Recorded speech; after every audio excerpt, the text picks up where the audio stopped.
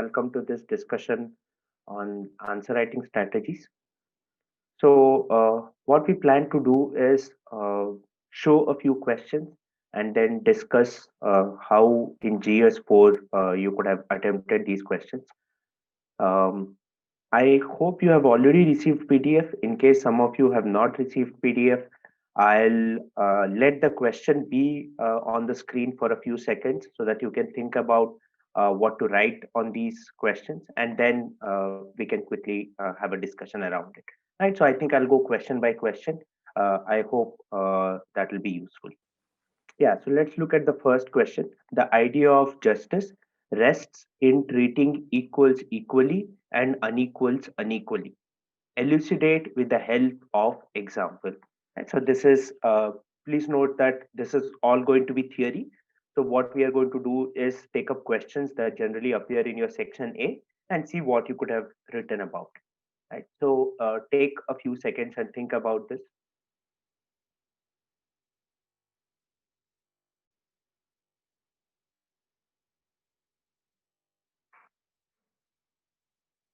So one way to work on on questions in theory part especially is to underline the keywords, right? So if you look at what are the important keywords in this particular question, then you will see that there is justice, right? So that's a keyword.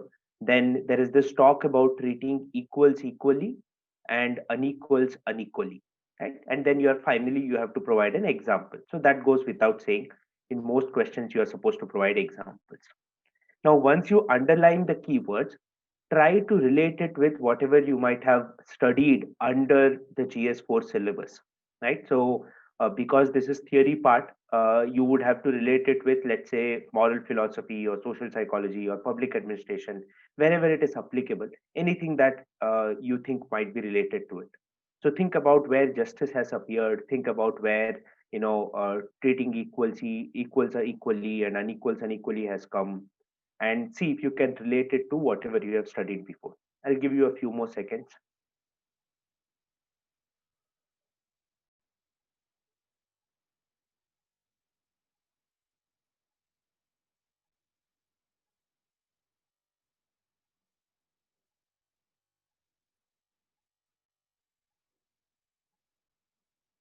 People who are already in the Zoom classroom can also, type anything in the chat box that they want to clarify, or they have, uh, you know, any particular points they feel is relevant. So that also is a kind of a feedback that you could get.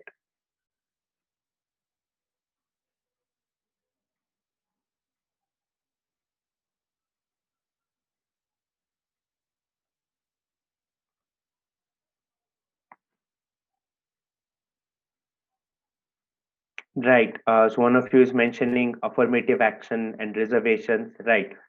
You are correct. Justice से सबसे जुड़ता हुआ कौन सा philosopher हमने पढ़ा है या क्लासरूम में हमने कौन सा डिस्कस किया है?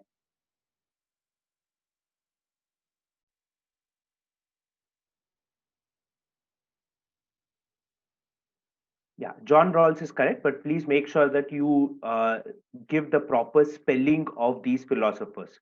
Right? Don't make mistakes while writing names of philosophers, and that goes for all GS papers and any answer writing. Please be very very careful when you write names of people, whether it's Indians or foreigners. Make sure that you have their spelling correct. It gives a very bad impression if you make mistakes in spellings, especially for names of people, right? Yeah. We have not studied Marx in GS4. I don't think you need to study Marx.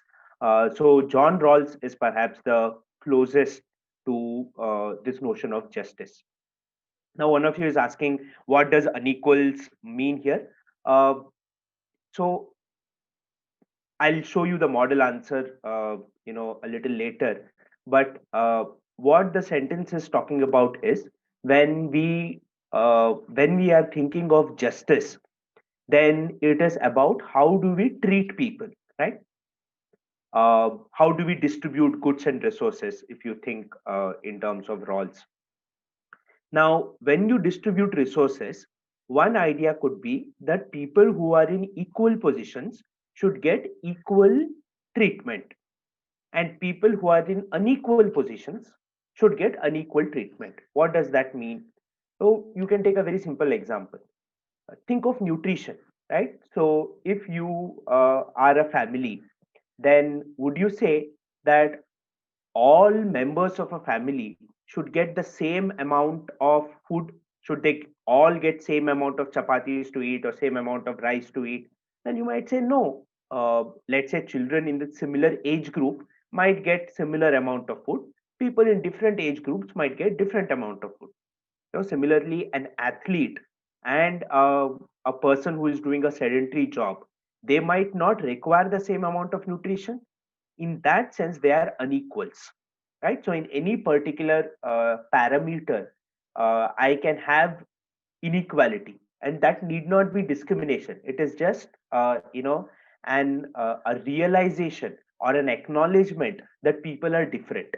So unequal का यहाँ पे different भी आप उसको substitute कर सकते हो. So I should treat similar people similarly and different people differently, right? So I cannot say that a person who is differently able and a person who is able, they both should compete in similar manner. No, that does not seem fair. Why? Because they are unequals in some sense, right? So that is the main idea in this particular question. So I would have expected that you at least make a mention of John Rawls and then show as to how his theory of distributive justice would be able to highlight this idea, or you can find in Rawls' theory this differentiation as to how unequal should get, let's say, a better treatment, right, wherever required, than people who are slightly better off than them. You could have used Aristotle also if you knew about it. In class, we don't talk much about Aristotle's theory of justice, but if you have read about it, then you could have used, because I think this idea basically comes from Aristotle, that justice is to treat equals equally and unequals unequally. Right. One of you is asking, how can we define justice? You don't need to define justice because it is already given there, right? Try to restrict the scope of your answer to what is given in this. In fact, one idea of justice as they have given is to treat equals equally and unequals unequally, right? Okay, so what could be a model answer here? So I'll read out important points that are there, and I think this has been uploaded in your Telegram group. So you could uh, go through this as well in greater detail. So we begin by saying John Rawls in his theory of justice says that a social system can be designed from behind the veil of ignorance. So this is just theory. We are saying that what is the basis for Rawls' theory of justice? So that is veil of ignorance. So this veil of ignorance is a term that you should have mentioned. It is useful there. In such a system, people who are least well off should get a helping hand, right? So that is what Rawls tries to talk about here. In a society where communities live in unequal conditions, the idea of justice becomes even more important. In such situations, if you treat unequal sections of the community equally, it ultimately boils down to injustice. So this is another way to think about this question कि जब लोग unequal होते, अगर आप उनको एक ही तरह से treat करते हो, तो वो injustice होगा. So people who have had, let's say, no access to good education, and somebody who has studied in private schools and private colleges and has always had excellent coaching, tuitions, and so on. If you ask both of them to compete for similar, let's say rewards, then that could be called as injustice because they are unequals. And being unequals, you cannot ask them to, you cannot treat them as equals. Hence, the idea of justice must rely on treating equals equally and unequals unequally. So ये वाला जो part है हम लोग ये कह रहे हैं कि अगर आप unequals को equally treat करते हो तो वो injustice होगा, right? And from now on you can think of an example because you have already elaborated between this. In case of Indian society, vulnerable sections of the society like women and people with disability are not treated equally in the society. So you might say that all, let's say, able men, right? Men between the age group of, let's say, 20 to 60 are supposed to stand in bus if there are no seats available. Whereas I'll have certain seats reserved for senior citizens or for women or for differently abled. Now, this is a special treatment. Now, I give them special treatment because they are unequals, right? So, I cannot ask a differently abled person or a senior citizen to stand in bus in the same rush for as long a period of time as I can do for an able, normal, adult, right? In case of Indian society, vulnerable sections of the society like women and people with disability are not treated equally in society. Hence, to uplift this section, they are treated unequally in the form of reservation and affirmative action in job and social security. So this is a particular example some of you were already mentioning here. So this is what we are talking about here. Here, the idea of justice relies on providing a helping hand to the unequal, vulnerable sections of the society so that they get an opportunity to build their social mobilization. Right? Upward social mobility, ये word आपने use किया होगा या आपने सुना होगा. So we are saying that that is one way in which this can work. Such ideas of justice recognize special needs of unequal in unequal society. This again is a good way to conclude. We are saying that those who are unequals might have special needs. And if you want to acknowledge their special needs, you will end up treating them unequally, right? So treating somebody unequally doesn't necessarily mean discriminating against them, right? So it doesn't mean that I am prejudiced against them. It might also be for their own benefit, for their own support system, right? So remember, you generally have 150 words, so you don't have too much of time and space to elaborate on this. Be to the point, look at what is being asked here. So talk about what is justice, talk about why unequal should be treated unequally. So we have given a couple of reasons for that, and then give an example, right? So that should be your very clear thinking regarding a question. No matter how much you have deeply studied justice because of political science or of your other interests, it is not necessary to bring it in the answer. And also, I feel it would be digressions and distractions if you get into too many theories of justice um, regarding this particular question, right? Difference between equity and justice. Well, equity, in some sense, could also be differentiated from equality, right? So, justice is a much broader concept. Equity is, in some sense, level playing field, right? So, I give everybody an equal opportunity. That might be, equity, but that need not amount to justice. For that matter, it need not be even equal to equality, right? So equity is just treating people equally, right? So there is no question of unequals unequally there. I treat everybody equally. I give everybody the same food. That is equity, but that need not even be equality, right? Okay, so I think we can move on to the next question.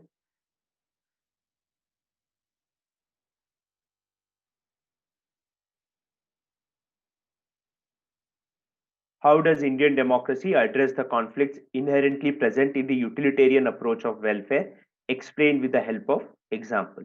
So again, if you see what are the keywords here, you see that Indian democracy and you have conflicts inherently present and utilitarian approach, right? So firstly, you can begin your answer by talking about what is the utilitarian approach towards welfare. So you all, I hope, would have studied Bentham. So you already know what utilitarian approach is. And because you have studied merits and demerits, you also know what are the conflicts present within a utilitarian approach. And once you know what are the conflicts present in utilitarian approach, then you can try to think of how is Indian democracy especially trying to overcome the conflicts that are present in the utilitarian approach. right? So I'll give you a few seconds to think about this.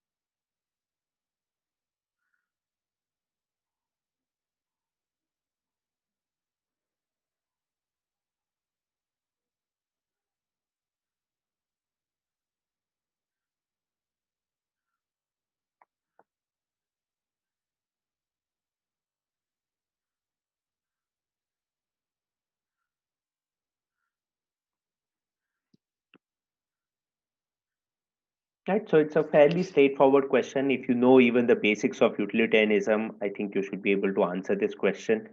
Um, we can look at the answer here.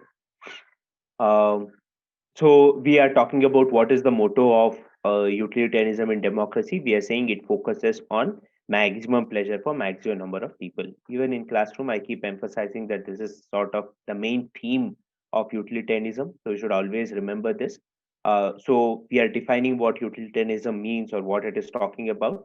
And then we are saying because of this, at times there could be instances where the minority could be sidelined. So minority oppression or ignoring the rights of minority is one of the weaknesses of utilitarian theory. अगर आपको याद है तो हमने कहा कि minority rights जो है वो वायलेट होते हैं यूटिलिटेरियन अप्रोच में, और अलग अलग एग्जांपल्स हमने क्लास में दिया था. तो आप यहाँ पे मेंशन कर सकते हो कि माइनॉरिटी कम्युनिटी जो है वो साइडलाइन हो सकता है. वो यूटिलिटेरियनिज्म का ड्रॉबैक है, right. To ensure the welfare of all through utilitarianism approach, Indian democracy practices qualitative utilitarianism. तो अगेन अगर आपको याद है तो जब हमने यूटिलिटेरिज्म किया था तो बेंथम और मिल के बीच में डिफरेंशिएट किया था, और हमने कहा था कि मिल जो है वो क्वालिटेटिव यूटिलिटेरिज्म करता है और बेंथम जो है क्वांटिटेटिव यूटिलिटेरिज्म करता है. So now we have said that Indian democracy practices qualitative utilitarianism. So once you have said or introduced a term, you have to quickly define it also. Don't assume that it is understood, right? So take a moment to you know uh, explain what it means. So the idea of qualitative utilitarianism employs the concept of competent judges to make important interventions, right? तो हमने कहा था कि जबकि Bentham में एक तरह का मेजोरिटेरियनिज्म है. In fact that was another weakness of Bentham's theory that we had used, that it is a majoritarian viewpoint. Mob rule जिसको हम लोग बोलते हैं कि वो बेंथम के थियरी का एक ड्रॉबैक है कि जो ज्यादा लोग पसंद करेंगे वही होगा सोसाइटी में. पर अगर आप ऐसा फॉलो करते हो तो वो एक मेजोरिटेरियन रूल बन जाता है, मॉब रूल बन जाता है, right. And that becomes problematic, right. So just to give you an example, US में, let's say a lot of people, majority of the people, let's say, believed that the elections were rigged, right? That Donald Trump actually won the elections. Let's say a large number of people believed that, right? And let's say it's a majority also. So does that mean that they can simply, overturn the election results and let Trump continue to be the president? Now you might say no. There are constitutional rules and regulations, and if all particular institutions who oversaw these elections, all these committees which oversaw these elections, if they felt that these elections were fair, then it doesn't matter what people want. If Biden won, Biden won, right? So this again is an idea where I am keeping aside a kind of a crude quantitative utilitarianism and using qualitative utilitarianism. मिल के theory में आपको पता है कि just because people want it doesn't mean that it will automatically be the right thing to do. Mill would talk about if there are conflicts, then Mill would talk about competent judges who can get to decide whether this is actually giving pleasure or not, whether it's a higher pleasure or not, right? So ये competent judges वाला जो part है वो काफी important है Mill के theory में. These interventions of competent judges, take care of the conflict that might arise due to application of utilitarian principles in welfare policies. In this case, the onus of welfare decisions are not based on quantitative aspects of democracy.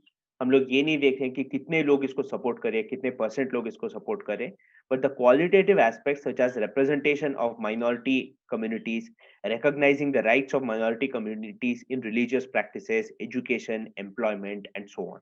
So, in some sense, Indian democracy tries to protect the rights of minorities also. And then, see again, we are trying to conclude. Hence, with the help of a qualitative utilitarian approach, Indian democracy becomes empathetic and much more responsible to remove the anti-minority aspect of utilitarian approach of welfare. So this sort of sums up the theme of the question.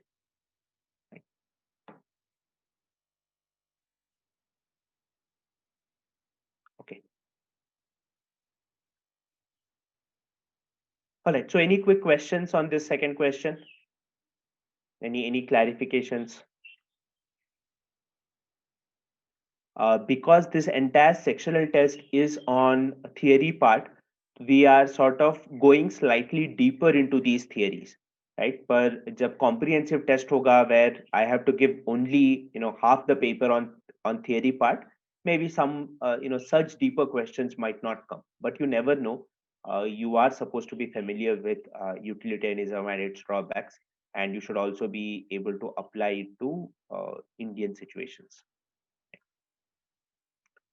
Okay, so I think I don't need to go back to this question paper. I can just stick here. And yeah, so let's look at the third question then.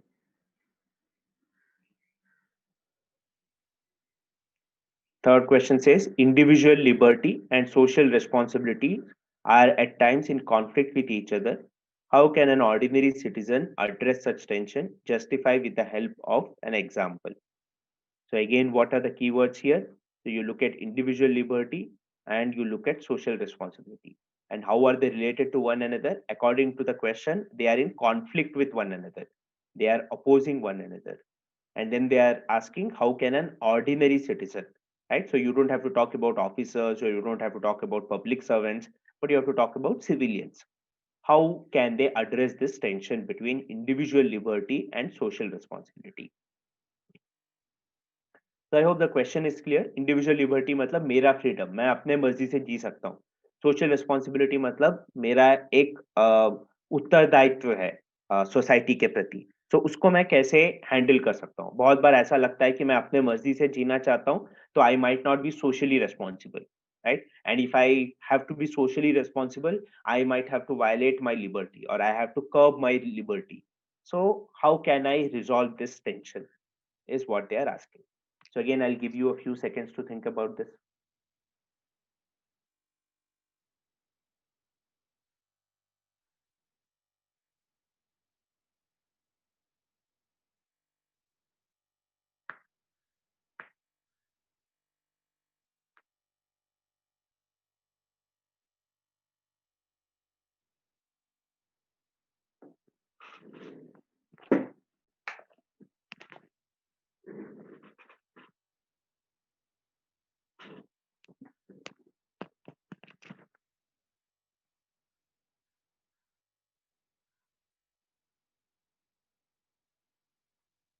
Right.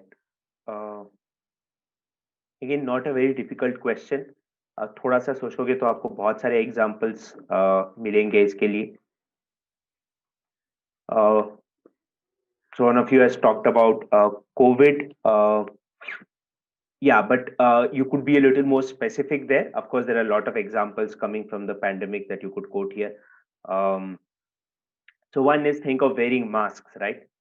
So maybe personally you don't like wearing masks because you feel suffocated or you cannot talk properly, right? So let's say you don't like wearing masks, which is perfectly fine with your individual liberty, right? So you should be able to do whatever you want, right? So that's completely fair. But because there is a chance that you not wearing masks might spread, right? the virus to other people if you happen to be a carrier or if you happen to catch the disease. Therefore, your social responsibility demands that you wear masks at public places wherever you think that there is a chance of it being spread. So you can see through this example also as to how you might keep your personal interest, keep your personal freedom aside in pursuit of larger social good or social welfare. Right. So that is one example from the COVID situation that you can think about. You can give any kind of, let's say,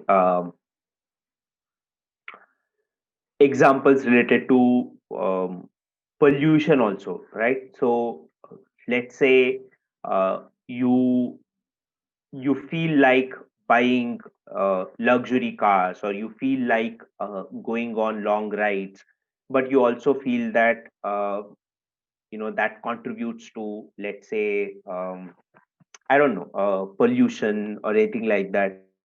So therefore you might think that there might be a middle ground wherein I try to compromise a little with my individual liberty, and I also try to fulfill my social responsibility for that. Right. So for example, a lot of people have said that air travel is responsible for a lot of emissions, right? And if lesser people were to travel by air, then that would contribute to decreasing global warming. So a lot of activists, climate change activists, choose not to travel by air, although they might feel that it is cheaper, or they might feel that it is quicker mode of transportation. They choose not to use flights for transportation because they feel that it contributes, to global warming. So that is another way in which individual liberty many times might be in conflict with social responsibility, and you can decide to have some kind of compromise, right? So how have we structured the answer here? So individual liberty, again, remember, it is always better to start with some key terms in the question. Individual liberty ensures and recognizes the individual unique personality of human beings, whereas social responsibility recognizes the collective identity of human beings in society. So this is collective, whereas this is individual, obviously. Because of their inherent nature, they may at times get in conflict with each other. In such situations, an individual may address the situation by balancing the strength of both phenomena. So I'm trying to find what is advantage in both. A responsible citizen holds reasonable restrictions in their personal liberty by not hurting others' liberty and being socially more responsible as part of society. So you decide to voluntarily curb or put restrictions on your personal liberty, and you also decide not to hurt others' liberty. Right. So a very famous, sort of a line that I might have quoted in class also sometimes. It says that uh, your freedom ends where the other person's nose begins. Right. तो उसका क्या मतलब है कि तब ऐसा, अगर आपको थोड़ा सा लाइटली उसको समझना है, तो आप फ्री हो और आप अपने हाथ और पैर किसी भी तरह से हिला सकते हो, right? You can move your hands and legs which ever way you want, but your freedom to sort of wave your hands in whichever way stops the moment somebody else's nose begins, in the sense that you cannot hit other person just because you have freedom to move your hands and legs, right? So that is basically the idea, that other person's liberty should not be compromised because of your own actions. So that in some sense also indicates social responsibility part. Also, in such a situation, one should know that individual liberty and social responsibility are in fact complementary to each other, right? How so? We are talking about here. In Indian Constitution, the fundamental rights such as right to speech and expression take care of individual liberty. At the same time, fundamental duties such as respecting women in civic life and taking care of environment hold social responsibility.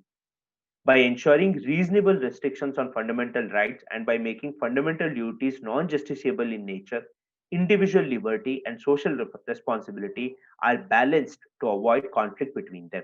So this looks like one clear way in which we have tried to work out a solution within the Indian Constitution. We have put reasonable restrictions on fundamental rights, and we have also made fundamental duties non-justiciable. So you could say that in this way, I am sort of slightly curbing individual liberty also, but I'm also trying to highlight social responsibility, right? So this is one way in which you could have written the answer. Now, please note that whenever we give you model answers, it is not to say that this is the only way to write an answer. That is never the purpose. It is to show you one way in which this could be written. I'm sure you can quote other philosophers, you can bring in different ideas, different examples. The theme, if you keep constant, if the essence you get same, then I think that is sufficient. Right? Okay. Can we bring Immanuel Kant's three rules here? I don't think whether you need. I mean, I'm just thinking. Maybe the first categorical imperative might still be relevant. Uh, I'm also thinking because of the space you have. Uh, you cannot simply say, you know, Kant's three categorical imperatives, right? You'll also have to explain them briefly. So maybe you can bring either the first categorical imperative or even maybe third might be relevant, but you can choose one of them, right? You might not have the space to talk about all three categorical imperatives.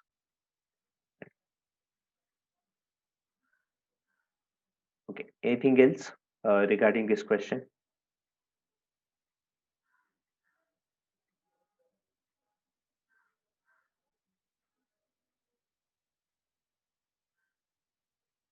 Okay. So let's move on to the next question then.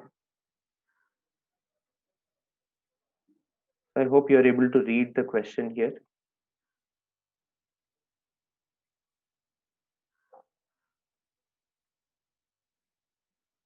Laws get their positive strength and also negative characteristics from social morality. Do you agree with it? Elucidate with the help of an example. Right? Read carefully. थोड़ा सा complicated है, पर question अगर आप समझते हो तो then it should not be so difficult.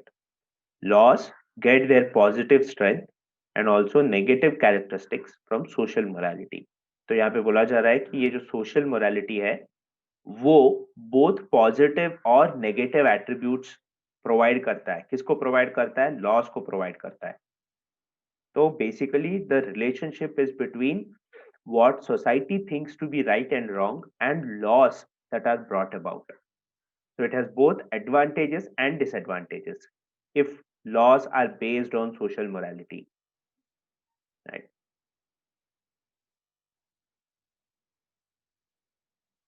So I'll give you a few seconds, you can think about this question.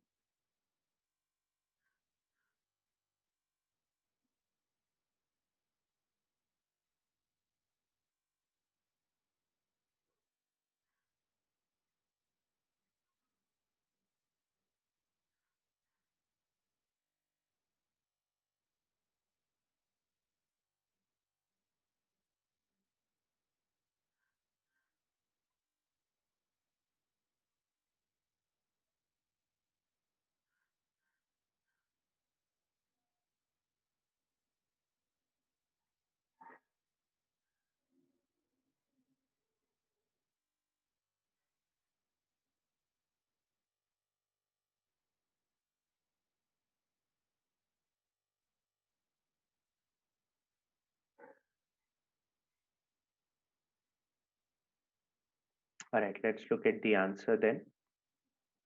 So again, it's a very good practice to start with key terms, right? I'm repeating time and again क्योंकि बहुत सारे लोगों को ये difficulty आता है कि हम लोग आंसर की शुरुआत कैसे करें, राइट? तो कुछ इंट्रोडक्शन देना चाहिए क्या?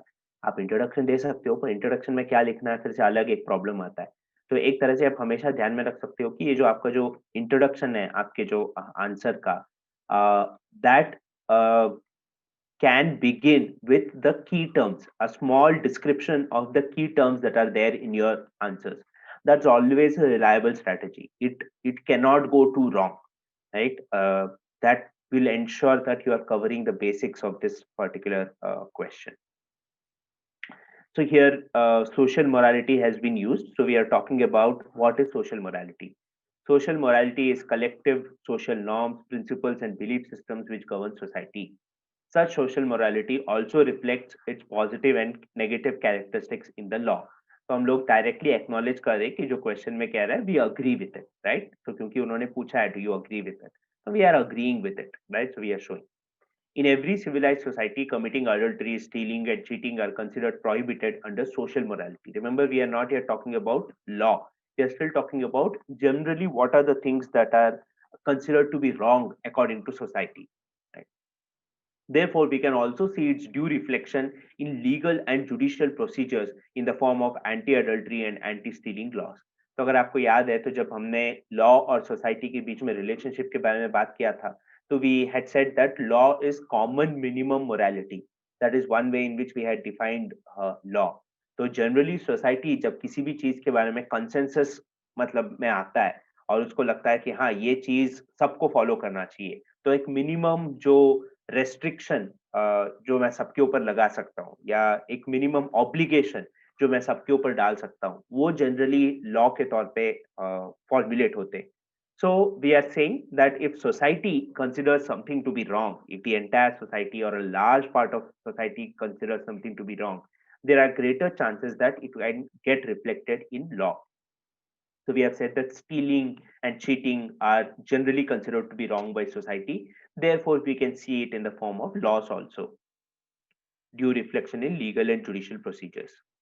These are considered as positive reflections of social morality in law. But negative social norms with respect to treating women and gender minorities unequally also get its reflection in the instrument of law. देखो, idea फिर से simple है. अगर society के beliefs के basis पे हम लोग लॉ बनाते, सोसाइटी में कंसेंसस के बेसिस पे हम लोग लॉ बनाते, तो सोसाइटी कभी कभार अच्छे डिसीजंस भी ले सकता है, बुरे डिसीजंस भी ले सकता है, राइट? सो जब अच्छे डिसीजंस लेता है तो वो लॉ के पॉजिटिव स्ट्रेंथ को कंट्रीब्यूट करता है. जब वो नेगेटिव एट्रीब्यूट्स के ऊपर डिपेंड करता है तो वो नेगेटिव एट्रीब्यूट्स के ऊपर मतलब वो फोकस आता है या रिफ्लेक्शन होता है. Laws prohibiting women from driving cars in Saudi Arabia and Article 377, which criminalizes homosexuality in India, are negative reflection of social morality in nation's legal system. Now, both these things have changed, right? At least legally, it is no longer barred, and then homosexuality is no longer criminal. But same-sex marriage is still not legal in India, right? And you can think of a lot of other examples where law is simply borrowing from the gender discrimination that exists in society. For example, you can think of marital rapes also that are a very contentious issue, but it is still, I mean, not acknowledged in the constitution because they think that social morality is not ready to accept it or whatever. So many times, societies are riddled with patriarchy. Societies are casteist in nature, and therefore they become part of law also. Because many times laws are reflections of society, right? So social evils जहाँ पे loss में मतलब दे percolate into loss, वहां पे वो negative आप उसका example दे सकते हो. पर जहाँ पे प्रोग्रेसिव वैल्यूज जो सोसाइटी में है वो लॉस में कन्वर्ट होते हैं, तो आप उसको पॉजिटिवली मतलब सपोर्ट ले सकते हो वहां पे. कंक्लूजन में हम लोग क्या लिख सकते हैं? We can try to minimize the negative influence of social morality on laws by basing them on strong foundations of ethics. Right? So this again is a good way to conclude, क्योंकि हम लोग कह रहे हैं कि law जो है सिर्फ सोशल मोरालिटी के बेसिस पे नहीं होना चाहिए, it should also be on strong foundations of ethics. It should not be just because people happen to believe in it. It should also be because there are objective reasons as to why something is right, why something is wrong. Right? So hence I agree that law at times gets positively and negatively influenced by social morality. So once again, whatever is being asked in the question, I'm sort of emphasizing on that and making my stance clear. Right? A very simple structure, but it does all the right things.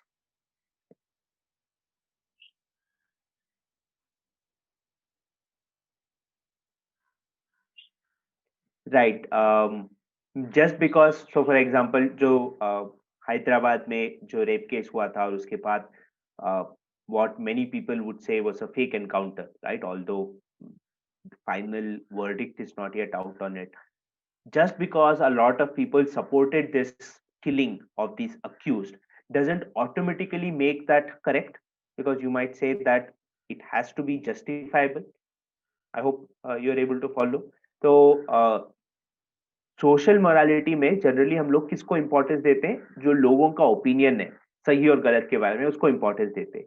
पर बहुत सारे लोग भी तो गलत सोच सकते हैं ना, right? So for example India में ही देख लो तो सदियों तक जो सती जो प्रैक्टिस था उसको लोग सही मानते थे, या वेस्ट में स्लेवरी को सही मानते थे। Just because it is part of social morality doesn't automatically make it as correct, right? So therefore laws cannot completely be rooted in social morality, because social morality can also be wrong, right? That is the main focus of this question. एक और point जो हमने यहाँ पे mention नहीं किया है but you can always add to that is, जब लॉ सोशल मोरालिटी पे बेस्ड होते हैं तो it is easier to implement them, right? So because it is coming from people, you don't have to exert force in implementing these laws. There is a greater acceptance among the population if they are based on social morality. So therefore, laws can also get some strength from following or from basing it on social morality. Right? Okay. Anything else about this question that you wanted to ask people who are in the classroom?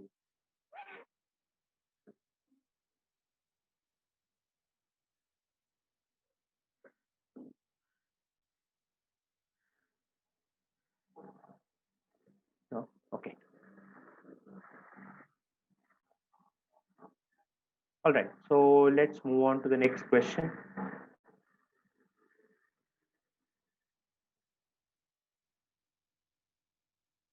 There cannot be an efficient economy and effectiveness in distributing public service without ensuring equity. So equity is a keyword. They are also talking about economy and effectiveness regarding what? In distributing public service.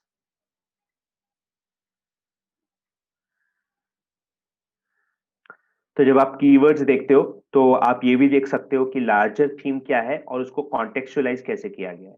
तो larger theme जो है वो economy and effectiveness होने के लिए, या efficient economy and effectiveness होने के लिए इक्विटी की जरूरत है। ये लार्जर थीम है। The connection between economy, effectiveness and equity is the larger theme. उसको कॉन्टेक्चुअलाइज कैसे किया है? Distributing public service.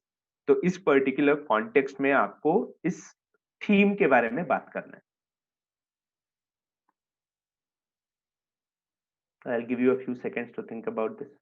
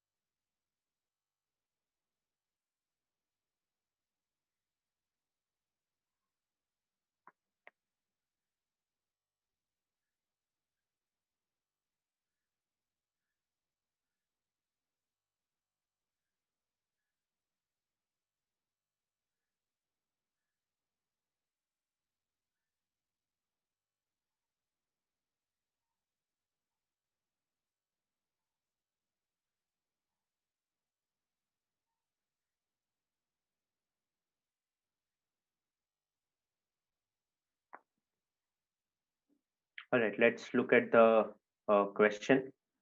I mean, sorry, answer. So we are beginning by saying that efficiency, economy, and effectiveness of a public service go hand in hand, right? So we are tackling the main themes of this particular question here. But its ultimate manifestation is incomplete without ensuring equity. The principle of equity, in short, distributes public service to all without any discrimination. So यहाँ पे हम लोग फिर से explain करते हैं कि equity जो है that ensures that there is no discrimination, right? So we are sort of emphasizing the difference between the two, or what it actually means. Such a principle builds a moral force behind efficient economic and effective distribution of public service. तो ये moral force का क्या मतलब है कि जब भी कोई भी पब्लिक सर्विस के बारे में अगर आप बात करते हो और अगर आपको लगता है कि ये पब्लिक सर्विस जो है डिस्क्रिमिनेट नहीं करता, right? So then automatically there is a legitimacy that is granted to that particular distribution of service, right? तो moral force मतलब उसके पीछे एक रेस्पेक्ट लोगों के मन में होता है, उसके बदले लोगों के मन में एक एक आदर होता है, right? And that becomes very important. Without such moral force, the very efficient economic and effective instruments of public service can become draconian to the common public. तो हम लोग कह रहे हैं कि अगर उसके पीछे कोई जस्टिफिकेशन नहीं है, तो सिर्फ इकोनॉमी और effectiveness जो है that would not be sufficient. In fact, that can harm people. क्यों? क्योंकि उसके पीछे जो है इक्विटी नहीं है, right? या जो उसके पीछे जो this desire to not cause any discrimination वो नहीं है. Therefore, the principle of equity makes efficient economic and effective public service a humane bureaucratic exercise. So this sentence also is very important क्योंकि हम लोग यहाँ पे ये बात कर रहे हैं कि ये जो इक्विटी है वो क्या कंट्रीब्यूट करता है to an efficient and effective public service. It contributes a certain humaneness to bureaucratic exercises, right? The benchmark of effective economic and efficient distribution of public service rests on common people's access towards such public service. So you must ensure that whatever public service you are trying to provide, that every individual has an access and it is not discriminating against people. Such access can only be ensured by principle of equity. The principle of equity, once again we are talking a little more about it, helps in removing barriers in accessing public services. Hence, equitable distribution of public service not only increases the efficient economic and effective nature of public service, but also functions as an instrument of ensuring social justice. Right? So, यहाँ पे हमने example नहीं दिया है. We have just talked about whatever main theme was there in the question, but you can give examples also कि आप जो भी public service design करते हो वो हो सकता है बहुत efficient है, बहुत effective है, but वो justice में contribute नहीं करेगा, social justice में contribute नहीं करेगा, जब तक आप उसमें equity नहीं लाते हो. और equity का मतलब होता है ensuring equal access to everybody, to not have any barriers of access, right? तो आप कोई भी पब्लिक सर्विस हो सकता है आपने बहुत एफिशिएंटली बना दिया है पर उसको कुछ ही लोग एक्सेस कर सकते हैं, so then that is not ideal, that is not effective public service. क्योंकि पब्लिक सर्विस के पीछे एक जो मकसद है वो सोशल जस्टिस भी है. तो अगर आप इक्विटी को छोड़ के कोई भी सिस्टम डिजाइन करते हो तो फिर वो सोशल जस्टिस नहीं होता, राइट? तो एक एग्जांपल जो आप दे सकते हो वो ये है कि बहुत बार जब ट्राइबल एरियाज में कुछ भी डेवलपमेंटल एक्टिविटी की बात की जाती है तो वहाँ पे लैंड एक्विजिशन अगर गवर्नमेंट करना चाहता है तो बहुत सारे डिस्प्यूट्स होते हैं क्योंकि in tribal areas they do not have proper land records, right? They have a more oral kind of agreement between generations or between different people, and they don't have proper records to prove that a particular land is theirs. तो उस situation में अगर आप कुछ ऐसा public service design करते हो कि हाँ ये सारे लैंड डिस्प्यूट्स को रिजॉल्व करने के लिए हम लोग क्या करेंगे, हम लोग एक ऑनलाइन सिस्टम बनाएंगे जहाँ पे लोग जो है फॉर्म फिलअप करेंगे और उनके पास जो भी डॉक्यूमेंट्स है उसको स्कैन करके अपलोड करेंगे, फिर गवर्नमेंट जो है डिसाइड करेगा कि किसका जो क्लेम है वो वैलिड है और किसका क्लेम इनवैलिड है. Now this might be a very efficient way because it saves a lot of time and it streamlines processes, but you are forgetting that people might not be able to access this service at all. Not everybody has this privilege of having internet or having scanners and smartphones and even paper records, land records. So therefore, even though you are public service might be efficient, it is missing out on equity, and therefore it will not be able to ensure social justice. Right? So हमेशा आपको ध्यान में रखना चाहिए कि आपका जो ultimate aim है, that is the welfare of the people. And when I talk about people, you should remember that people also include the least well off, the marginalized.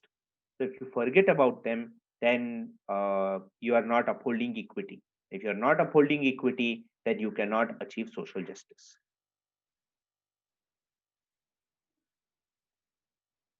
Right?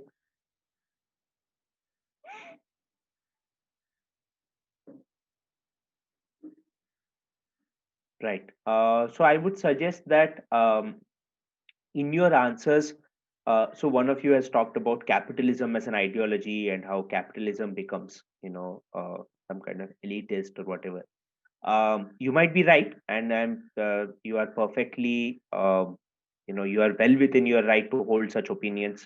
But make sure that in your answers, it doesn't look like you have extreme ideologies or you have strong inclinations towards one particular ideology uh, for purely practical reasons, right? Or rather, pragmatic reasons, because you do not know who is correcting your paper, right?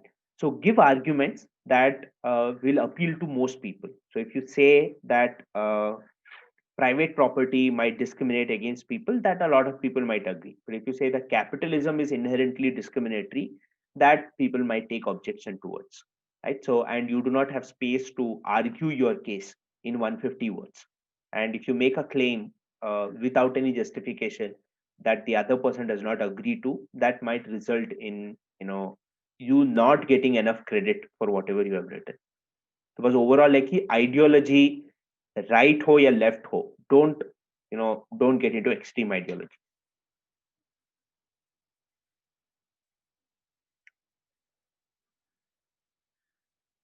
All right,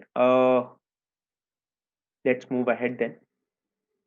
I was thinking if I can take up a quote. Okay, let's do that then. I'll skip this one. I don't think we'll have time to go through all questions, so therefore can select few ones. So I'm taking up B, that you can see at the bottom of your screen. Knowledge without ethical values damages the society. Elucidate. तो ये काफी repeated theme है आपके question papers में. एक से ज्यादा बार इस थीम के ऊपर कोट्स आ चुके हैं. So if you have gone through your question papers carefully, you should be able to link it with other questions that have come, and therefore you should find this quite easy to answer. Right? So I'll give you a few seconds to think about this. I'm talking about B. Knowledge without equal values damages society. Elucidate.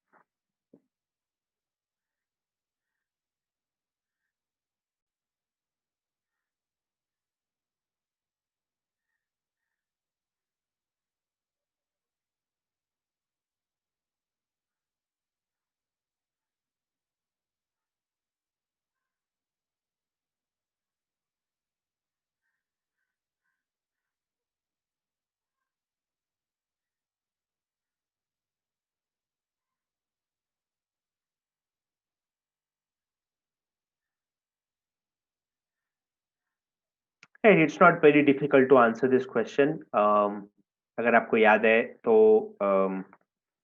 I think in 2014 they had asked about this question, that knowledge without integrity is dangerous and dreadful, but integrity is without knowledge is weak and useless, right?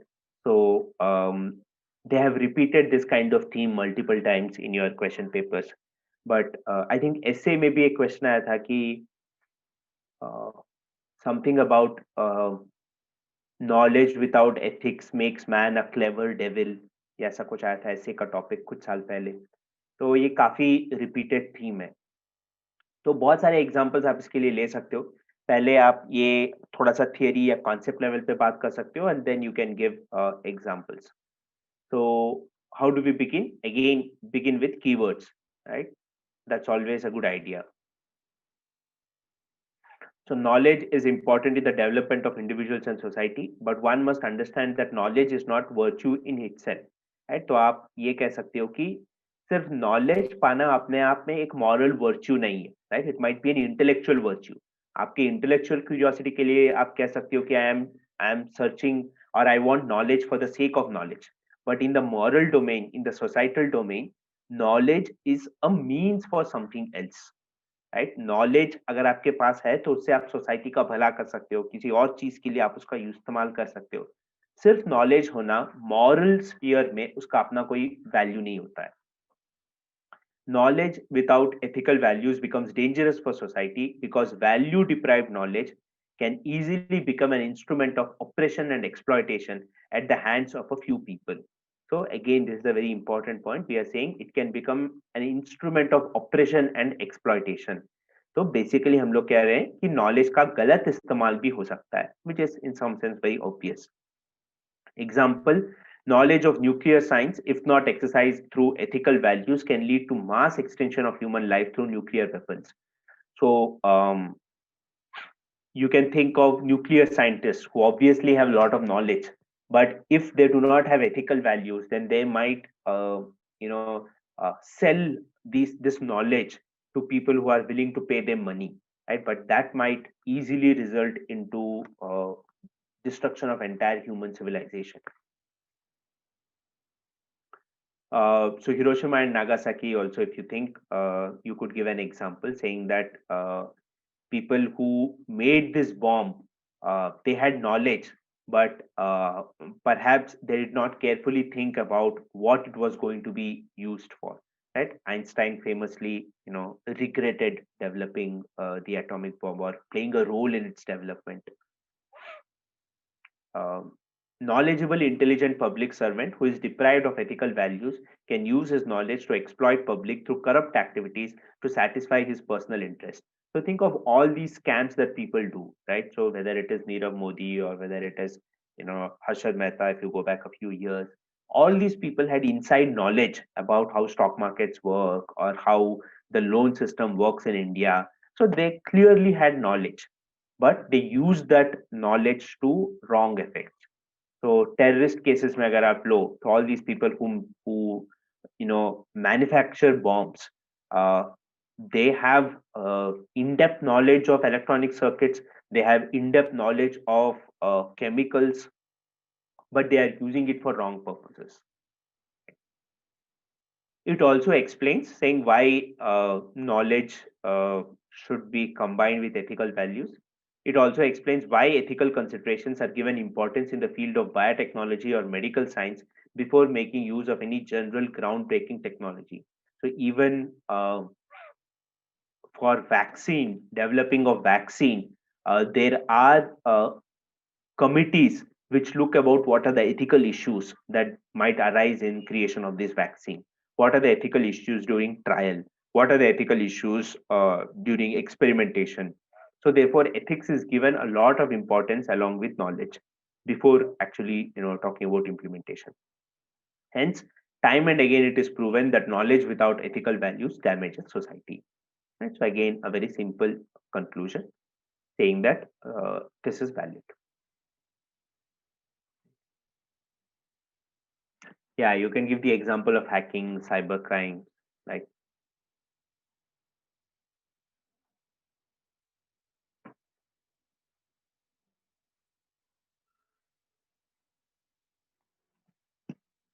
sorry, not very difficult, especially if you have paid attention to previous year's question papers, as I was saying, then this is a very familiar theme.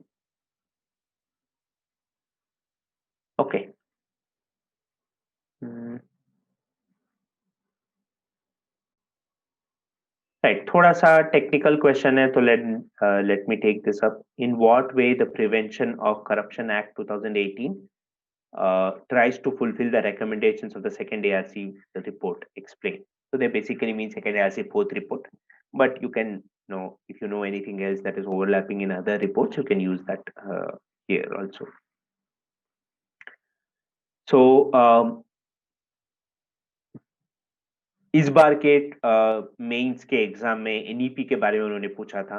तो जो भी legislations आते हैं, नए loss आते हैं, उसका और GS4 का जो इंटरसेक्शन है, उसके ऊपर भी आप थोड़ा सा काम कर सकते हो।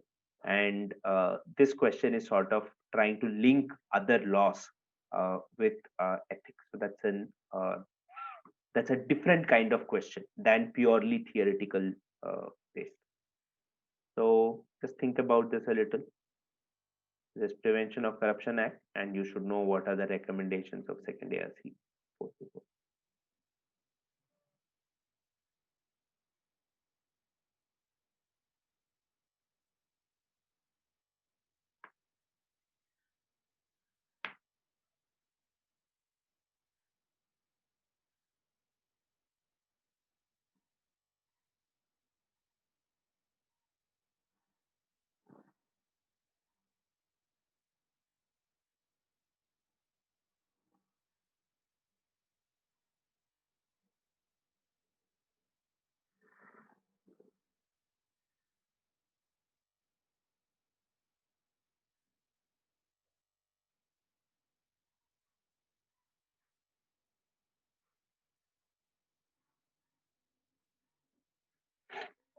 Right. Let's look at the model answer then. So this is a fairly straightforward question in the sense अगर आपको पता है कि क्या प्रिवेंशन ऑफ करप्शन एक्ट के क्या मेन टेनेट्स थे और सेकेंड ARC फोर्थ रिपोर्ट का क्या मेन टेनेट्स थे, तो बस आप इन दोनों को एक साथ लेके आ सकते हो। अगर आपने नहीं पढ़ा है सेकेंड ARC फोर्थ रिपोर्ट या prevention of corruption act, so I think it would be better for you to leave this question, right? So don't try to write something when you are not sure whether it was the actual recommendation of the report or not. So कोई specific question ऐसा आता है तो just leave it if you don't know what are the specific provisions. So the second ARC has given recommendations to deal with corruption. These include areas such as collusive bribery, corporate bribery.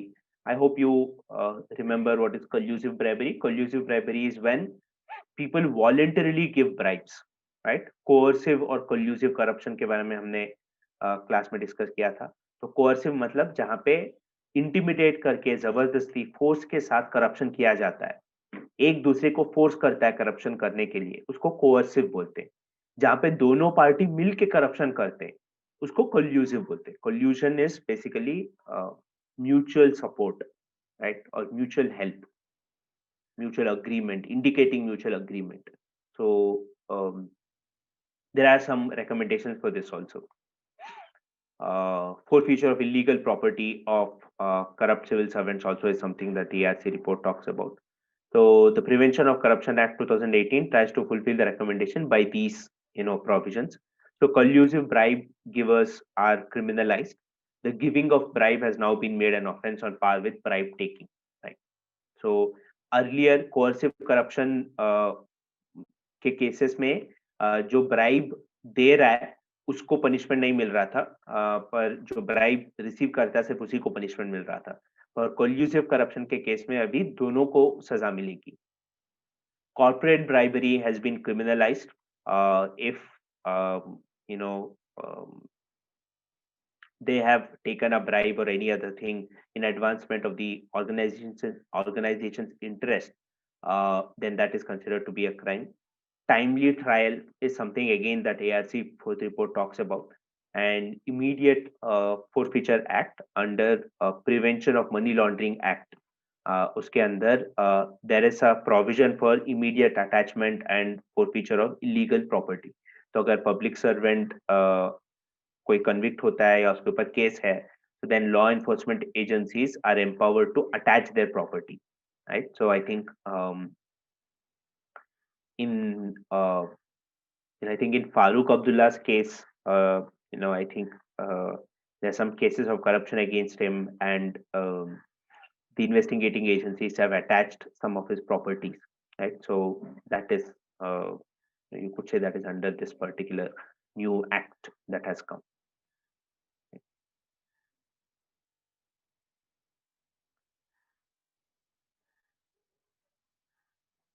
Okay,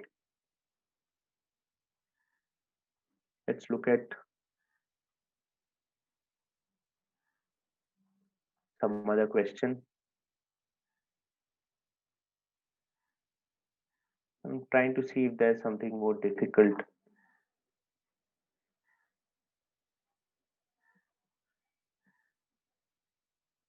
Okay, so we can take this also. Bias is the root cause of conflict of interest. Analyze with the help of an example. Just think about this. Conflict of interest के ऊपर भी काफी सारे questions आ चुके हैं. So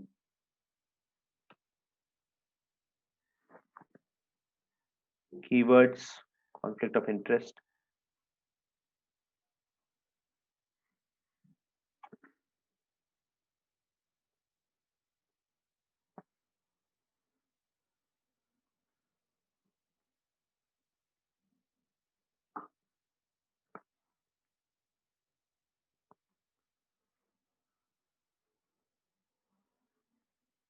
I'll give you a few seconds.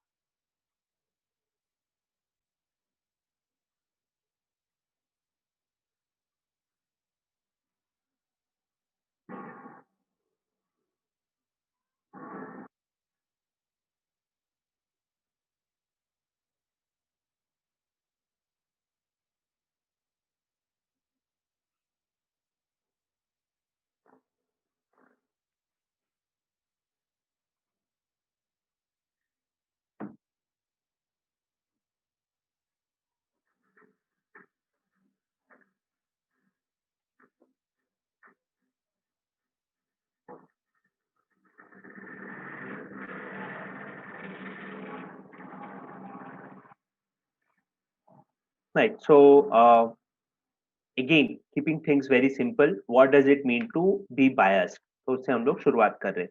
When a person is biased, she fails to take objective view of the situation. तो जब भी आप bias होते हो तो आप objective view नहीं ले पाते हो. Objective view लेने का क्या मतलब होता है कि आप facts के basis पे decide करते हो, merits के basis पे decide करते हो situation के, right? So अगर आप biased होते हो तो आप ये नहीं कर पाते हो. This failure to remain objective results into giving more primacy to those things that do not merit such importance. तो अगेन बहुत सिंपल तरीके से पर बहुत इफेक्टिवली लिखा हुआ है कि अगर आप ऑब्जेक्टिव नहीं होते हो तो आप उन चीजों को इंपॉर्टेंस देते हो जिनको इंपॉर्टेंस नहीं देना चाहिए. Biasness give more preference to personal interest, personal beliefs and people close to us. तो जब आप biased होते हो तो आप अपने जैसे लोगों को ज्यादा इंपॉर्टेंस दे रहे होते हो और जो लोग आपके जैसे नहीं है उनको आप कम इंपॉर्टेंस दे रहे होते हो. तो यहाँ पे पर्सनल एस्पेक्ट जनरली बायस, जब भी आप किसी भी बायस के बारे में बात करते हो that reflects more strongly. So therefore, this is the root cause of conflict of interest. So conflict of interest का main definition क्या है कि when any person who is in a position of responsibility gives more importance to personal interests over public duties or public responsibilities, that is called as a conflict of interest. Under conflict of interest, public servants give more preference to individual selfish motives than interests of the public. So, conflict of interest can occur in corporate, domain also. For example, Chanda Kochar was accused of conflict of interest, right? So, she took certain decisions that were that gave personal benefits to her, right? So that benefited her husband, her relatives, but that might not be in the best interest of the organization. Similarly, many ministers might give certain tenders to companies where their children are employed or where their relatives are employed. So then that becomes a case where you are giving more importance to personal interest than your responsibility and duties. For example, situations where a public servant working as a law enforcement officer faces conflict of interest where she may need to take action against her relatives or friends. तो यहाँ पे आप ये कह सकते हो कि जो लॉ एनफोर्समेंट ऑफिसर है, इंस्पेक्टर है, एसपी है, जो भी है, he obviously has some bias in favor of her relatives or friends, right? So therefore, he or she might not be able to do their job objectively. So such bias builds a selfish affinity towards relatives and friends, which can cloud the pro-public vision of public servants. So public servants should always be thinking about public welfare, what is good for general community. But this kind of bias compromises that viewpoint, and therefore the actions of public servants become compromised. And therefore bias is the root of conflict of interest, ऐसा बोला जा सकता है. Right. Another example could be, so I mean, I'm not sure whether you should write in your exam, but to help you understand, जो Supreme Court ने committee बिठाई थी to inquire into farm laws, a lot of people said that there is clear conflict of interest, right? So whether you look at Ashok Gulati or other people who were there, they all had already expressed their approval of farm laws, right? They were speaking, in praise of the government. So now if you form a committee and ask them to look at it objectively, you could say, how will they look at it objectively, because they are already biased, right? So therefore they have a conflict of interest, right?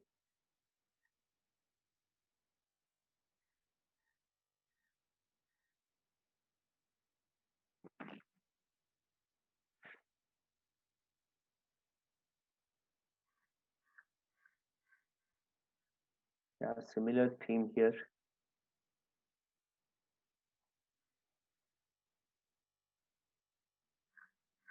So look at this question, 12, question A. Efficient leadership may not always be ethical leadership. Elucidate with the help of an example. Think about this.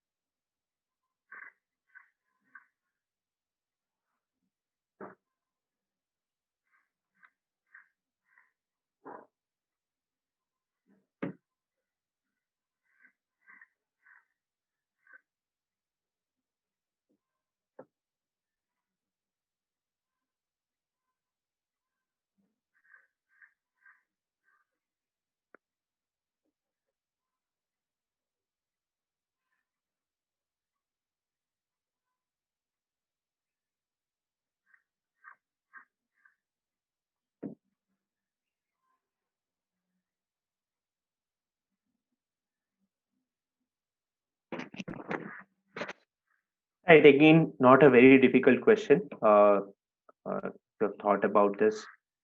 So one of you has said Hitler. I think, yeah, Hitler might be an example here, because you could say that, especially how he sort of gathered momentum for Germany's defense forces after he came to power.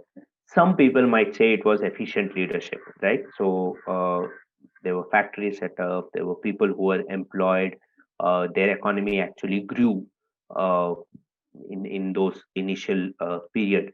So it might be efficient leadership because people got jobs, and people got greater prosperity and so on. But clearly that is not an ethical leadership, right? um, Trump, I'm not even sure if it was efficient leadership, right? So there was so much of incompetence there. So clearly it was not ethical, but I don't even know if it was efficient enough. So how do we write this answer? So you say many times efficient leadership is preferred over an ethical leadership. ये सवाल क्यों पूछा जा रहा है? तो हम लोग ये कह रहे हैं कि बहुत बार लोग कहते हैं कि ब्यूरोक्रेसी एफिशिएंट होना चाहिए, लीडरशिप एफिशिएंट होना चाहिए, but they forget that it should also be ethical.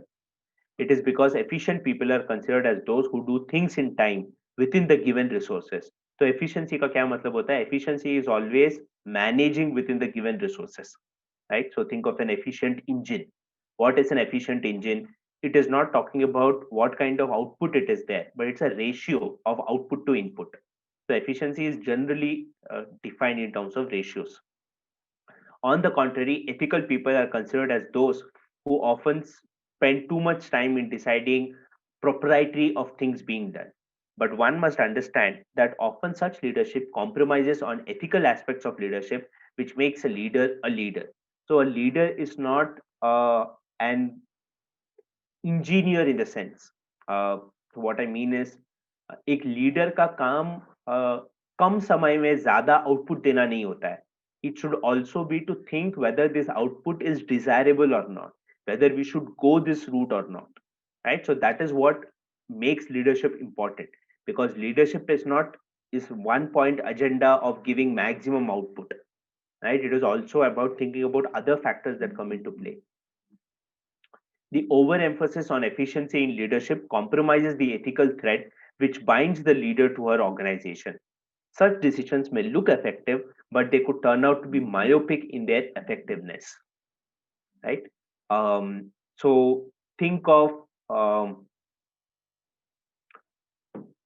the CEOs, right, who, in some sense, try to be very effective by giving maximum returns on their shares for their, shareholders, for their promoters. So, in some sense, they might be efficient in the sense that they expanded their business chain, right? So, for example, if you look at Nirav Modi, for quite a while, people credited him with putting Indian this luxury jewelry, whatever it is called, on the global map. Right? He is supposed to have opened chains in New York, London, and so on, which is extremely a bold thing to do. So some people might say that it was very efficient leadership because he led his company to greater heights. But because that leadership was not ethical, it is always a short term gain, right? It is not sustainable in the long run because you have not been ethical. So those companies that do well over long periods of time, right, which have been there for for hundreds of years, they require ethical leadership. Efficient leadership might be like, you know uh, might give you very quick returns, but a fall will always be around the corner. So therefore, you need ethical leadership for long-term sustainable development, growth, and so on. At the same time, efficient leadership without ethical leadership can create a serious challenge to the authenticity of leadership. For example, to curtail population explosion, some nations practice forced sterilization of its citizens. Although it is done under the impression of efficient leadership, it did raise human rights issues for not being an ethical leadership while handling the issue. Such leadership also paid the political price for being overly dependent on efficient leadership and compromising the ethical leadership. So, in some sense, we are saying that when you start talking about efficient leadership, you are not creating the right kind of environment in governance, and therefore it becomes too much of dependence on one individual to be the force of all this efficiency. So that is clearly a problem. So if you want to have good leaders coming out from the country time in and time again, then you need ethical leadership and not merely efficient leadership.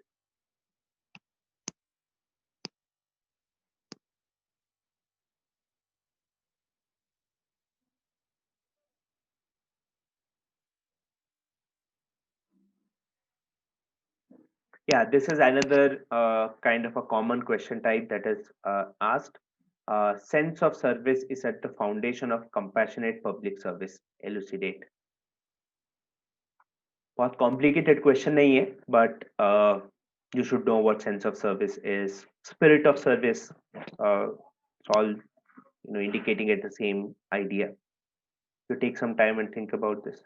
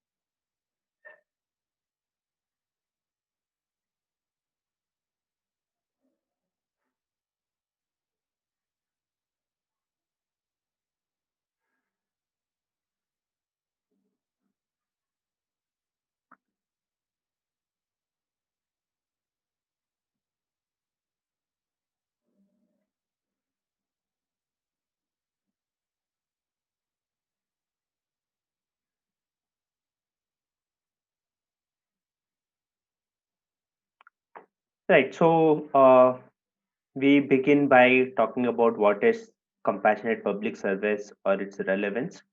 Um, we say compassionate public service is a foundation of good governance, and sense of service is at the foundation of compassionate public service. Due to the nature of work, public servants are given considerable authority. Such an authority, if not used responsibly, can become draconian bureaucratic power. Hence, a sense of service works as an ethical compass for public servants. तो बहुत बार ऐसा लोगों के मन में होता है कि public servants have to follow rules, right? And they have to be legal. But what they forget is that is only a necessary but not sufficient condition. So what I mean is, just because somebody is legal doesn't mean that he or she is the best kind of public servant that we need. So these public servants need to have an ethical compass also. सिर्फ law या rules को follow करना ही इकलौता duty नहीं है public servants का. They also have to talk about और have to think about what is actually bringing out welfare for the people. एक और जो पॉइंट इससे जुड़ा हुआ वो ये आता है कि जिस डायनामिक सिचुएशन में पब्लिक सर्वेंट्स काम करते हैं वहां पे एक पर्टिकुलर रूल हर सिचुएशन में अप्लाई करेगा ऐसा नहीं है. बहुत सारे सिचुएशंस हो सकते हैं जो नए हैं, जहां पे कोई प्रेसिडेंट ही नहीं है, जिसके लिए कोई रूल्स बनाए ही नहीं गए. तो वहां पे किस तरह से लोगों को ट्रीट करना चाहिए या किस तरह से आपका जो है पॉलिसीज बनने चाहिए, that is dependent on this sense of service, right? So it is not possible to resort to law every time to decide what to do. You have to have an ethical compass also which guides you. And to take a quick example, think of lockdown, right? So lockdown was the first of its kind in the entire country. Now all public servants had to decide how will they treat people who are not following lockdown.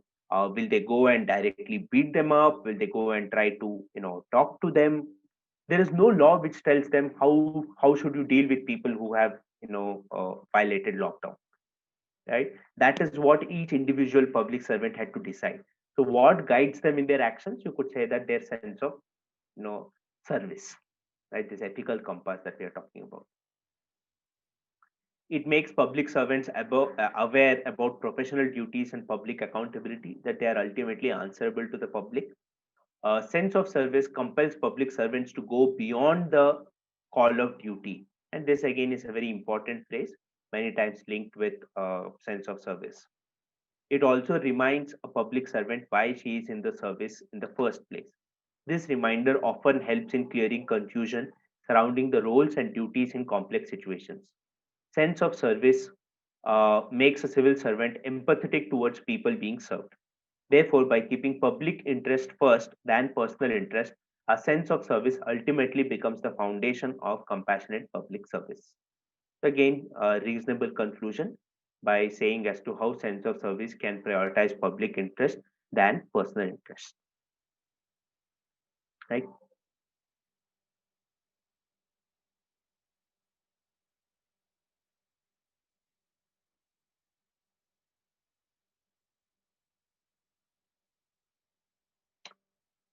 Okay, we have not taken direct quote based questions एक दो हमने किए थे.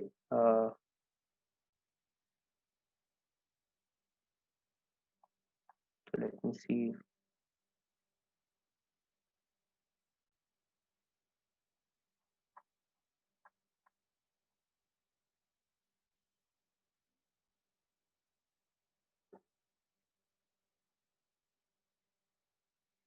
Okay.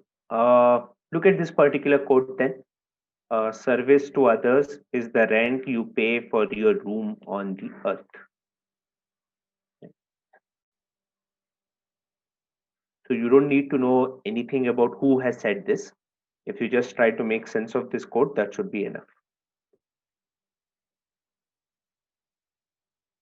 Take a few seconds.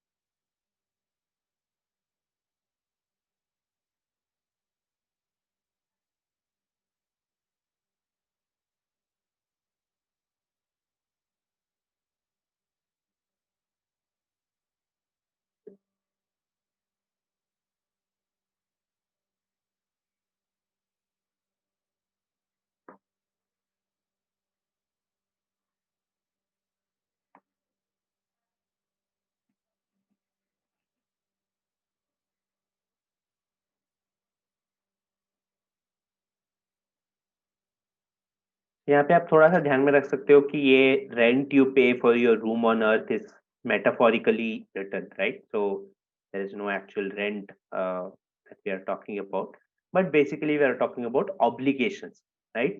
Um, you have you are living on this earth, uh, and because you have that privilege of living on this earth, you owe certain duties also towards others, right? You have certain duties towards others. That is what is hinted in this particular quote, right? तो again already हमने spirit of service के बारे में बात किया है, तो उसी के रिलेटेड ये कोट है, हम लोग ऐसा बोल सकते हैं। The statement recognizes that everybody who lives in this world is able to do so because of collective mutual coexistence, right? So nobody can live alone on this earth, right? So especially in the kind of world that we have created for ourselves, it is impossible for you to actually grow your own food, stitch your own clothes, and build your own homes. It is not possible at all. You have to rely on other people to fulfill your basic necessities. And therefore, you also have to contribute towards fulfilling others' necessities. Statement recognizes that without social support, an individual cannot live and function effectively. Very true. Hence, it is our duty to consider the contributions of others in our life. It is our duty to appreciate others' help and hence repay the contribution, this is important, of others through serving the community around us. So it's some kind of payback for what you have received from society. Thus, sense of service also puts an onus of self-responsibility on us. It makes us more aware about the responsibility we have towards humanity. In the present context, when people are becoming more self-centric, it is necessary to feel a sense of responsibility towards others. It is because without such a sense of building, genuine human relationship and trust in society becomes an uphill task. जब लोग एक दूसरे की मदद नहीं करते, तब society में ट्रस्ट नहीं होता, और अगर ट्रस्ट नहीं है, तो सिविलाइजेशन प्रॉस्पर नहीं करता। इनफैक्ट सिविलाइजेशन एग्जिस्ट भी शायद नहीं करेगा। People who are more grateful towards what they receive as part of society becomes better contributors towards social well-being. So social well-being can only be brought about when people are committed towards helping others.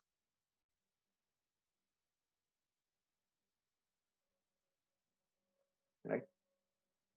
Okay.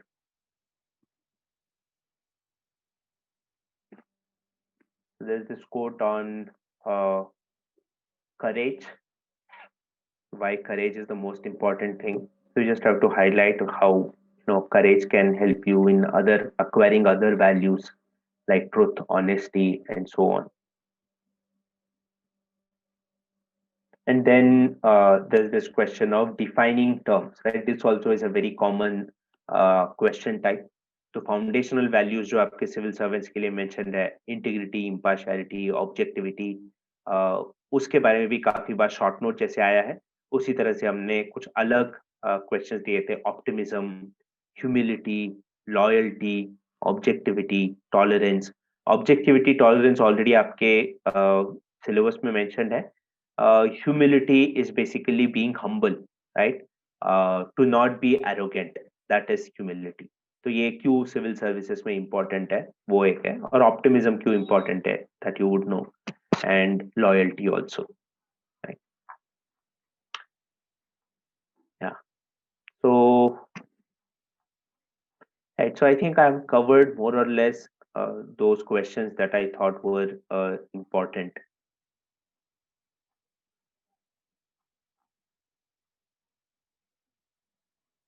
You have access to this file, I believe, so therefore you can go through these questions in greater detail.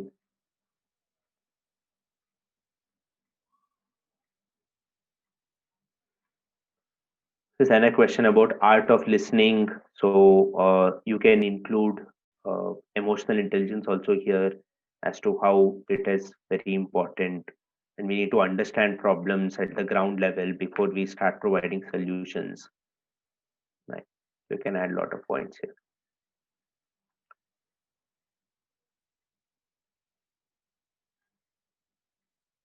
How education contributes in changing moral values of people. There's a question on that. So we can talk about as to how people can overcome patriarchy, people can overcome casteism after education. So those points can also be included here.